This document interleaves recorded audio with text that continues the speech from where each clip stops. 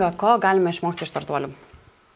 Atkaklumo, nepasiduoti, kai nukrenti, pasidarai reviziją, pasidarai išvadas, išmoksti pamokas ir toliau keliauji pirmin. Ambicija labai svarbu, tiesiog turėkim, kartais atrodo visiškai keista, atrodo iš kosmoso galbūt ta ambicija mūsų ir mūsų tikslas, bet žiūrėk, 80% tos ambicijos ir įgyvendini. Būtent taip veikia didžiausi ir sėkmingiausi startuoliai.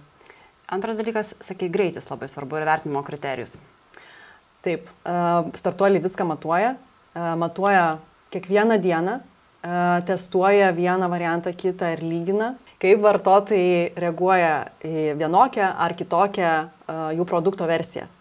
Ir iš karto adaptuoja. Tai reiškia nuolatinis prisitaikymas prie vartotojo poreikių ir lūkesčių.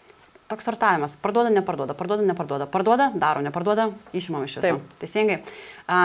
Paskutinis kriterijus, kurį patartum? Neužstrikti ties savo pirminę idėją ir būtent nuolatos reaguoti į rinkos reakcijas į tavo produktą ar paslaugą ir nuolatos augti. Būtent tas nuolatinis augimas, neužstrigimas prie pradinės idėjos leidžia išaugti į kažkokį tikrai produktą tą, kuris pakeičia industriją, pakeičia vartotojų veikimo būdus ir nuneša visas pasaulinės rinkas.